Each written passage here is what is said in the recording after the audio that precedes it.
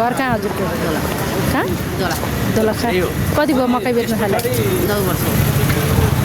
800-900 आउँछ नाफा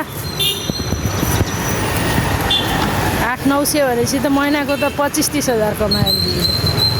होइन दिदी हजुर महिनाको त 25 हजार भयो के गर्न सानो खानै पर्यो बच्चा पढाउनु